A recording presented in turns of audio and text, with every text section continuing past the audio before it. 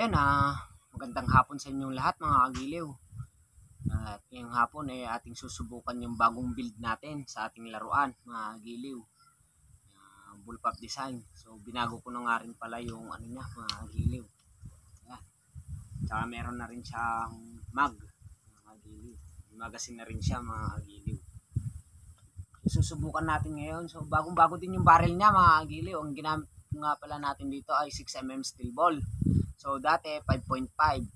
So naano kasi ako kasi pag malayo nililipad na kung saan na pumupunta. So ngayon ang ginamit ko 6mm mga kagiliw. So yung direction lang ng papatama niya pag medyo malayo mag-adjust na lang tayo sa scope.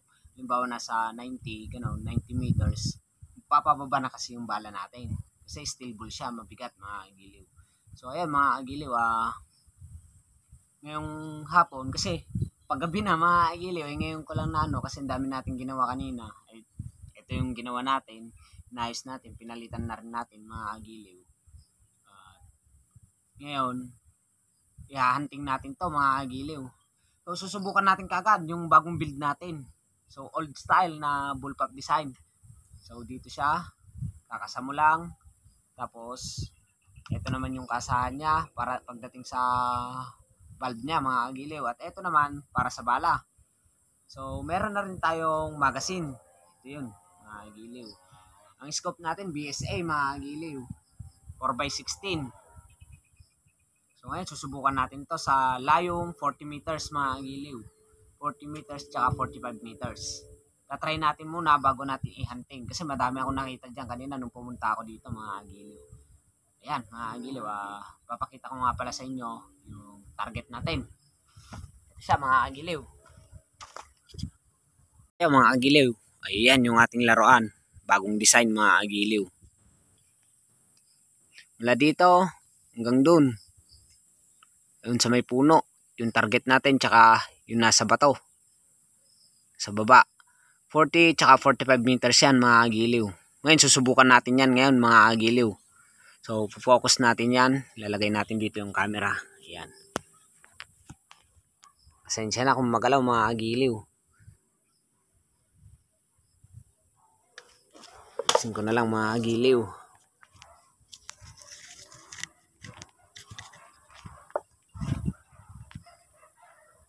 Para makita nyo yung layo at saka yung target natin.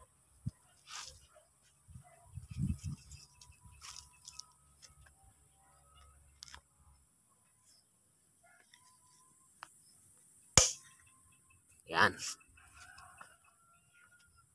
So, unahin natin yung nasa 40 meters mga kagiliw.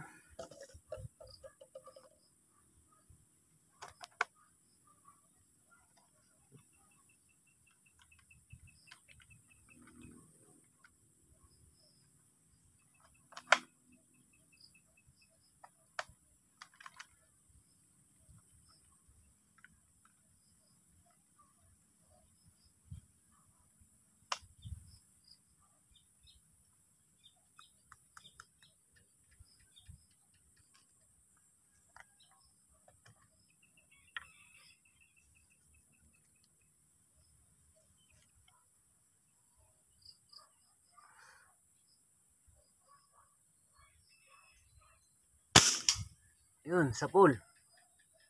One down mga kagiliw. So try naman ngayon natin dun sa 45.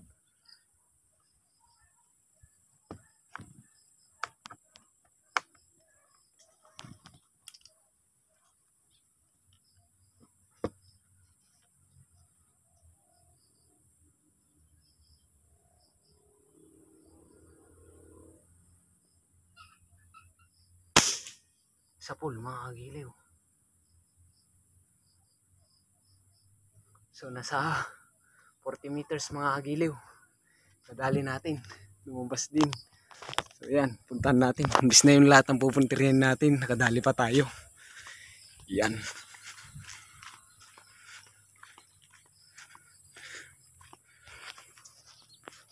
Sa 40 meters mga kagiliw.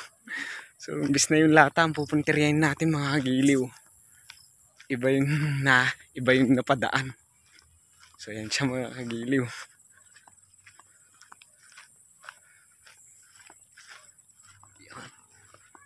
Dali tayo. Yan mga kagiliw. Headshot. Headshot mga kagiliw. Imbis na yun ang punteriya natin mga kagiliw. Dumaan. Iyan. Napaswertehan pa tayo. Laki din mga kagiliw. Oh. Dali sa headshot. Yan. Yan. Swerte pa rin tayo mga kagiliw.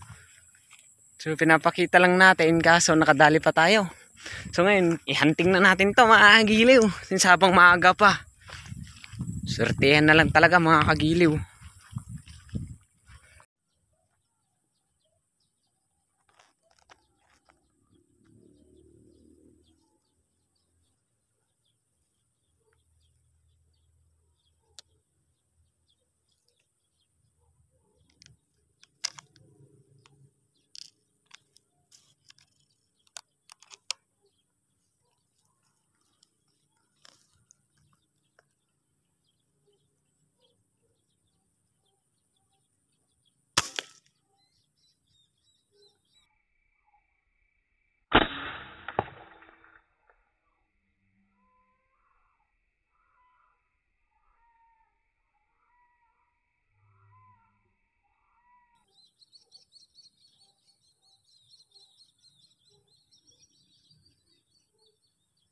One down mga kagiliw.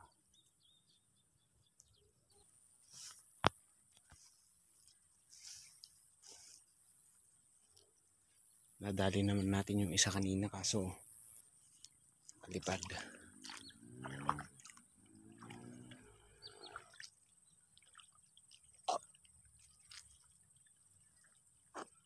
Yun siya mga kagiliw.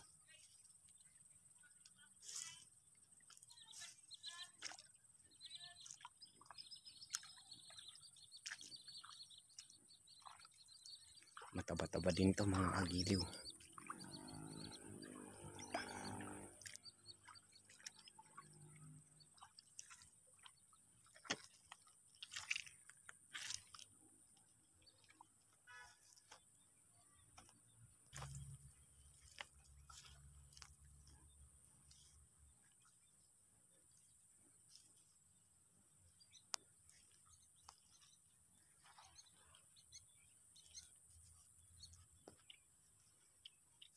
Siya mga kagiliw.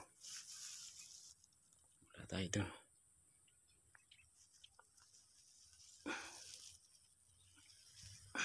Yan. Laki-laki din mga kagiliw.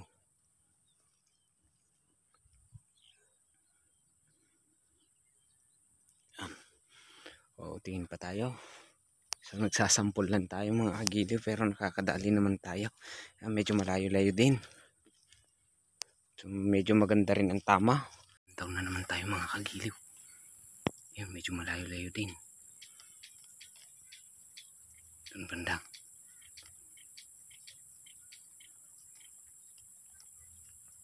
So kunin na lang natin mamaya. Pahan pa natin yung iba. Kunin natin yung nadali natin doon na isa pa.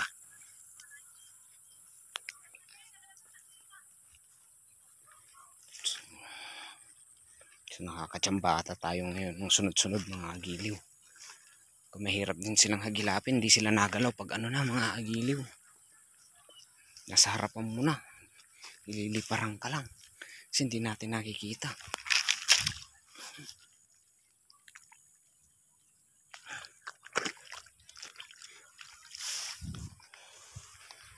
Yan, nalaglag pa tayo sa pilapil. Tignan na lang din natin. Baka meron din dyan. Sa gilid-gilid lang.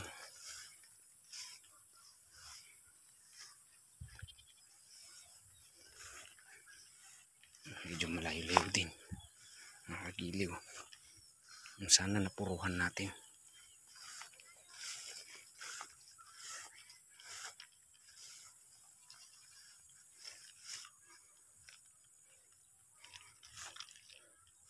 Medyo mga kagiliw. Medyo malaki-laki na naman siya mga kagiliw. Tingin-tingin lang tayo sa kaliwat kanan. Baka meron na naman tayong matarget dyan. Yan mga kagiliw. So buhay pa siya. Ayan, buhay pa siya mga kagiliw. Malaki din.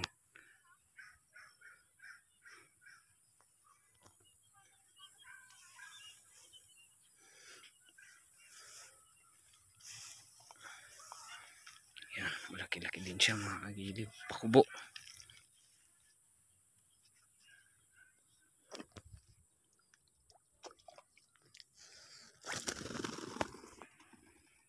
Kalipad pa nga mga kagiliw. So kunin na muna natin to.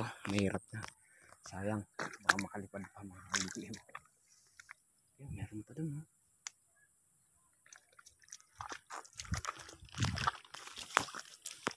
Pagkabulan pa ako dito. Ayan. Kagiliw, malaki-laki din siya. Yun din. So pa yun mga kagiliw. So maraming pakubo dito mga kagiliw. Hindi lang natin nakikita. Sa gilid-gilid lang siya mga kagiliw. So ayan, stay tuned lang mga kagiliw. At baka madagdagan pa natin. Ayan mga kagiliw, meron tayong nakita dito. Ayan siya. Yun. So nasa 50 meters mga kagiliw. Ang layo mga kagiliw. Dali natin. Sa layong 30 meters din yan mga kagiliw. So nandun siya.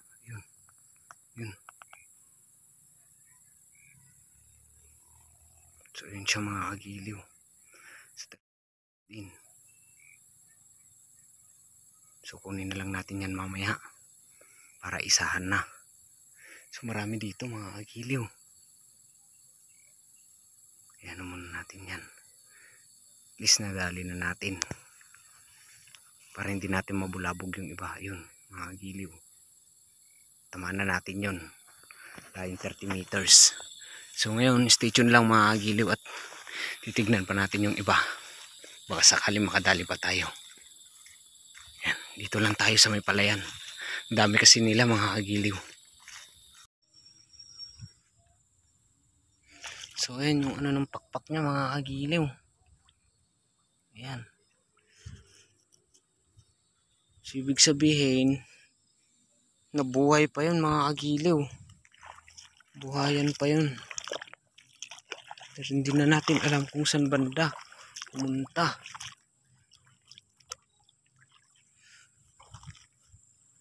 Ayan, sayang mga kagiliw. Kinuha na lang sana natin kanina. Big mistake.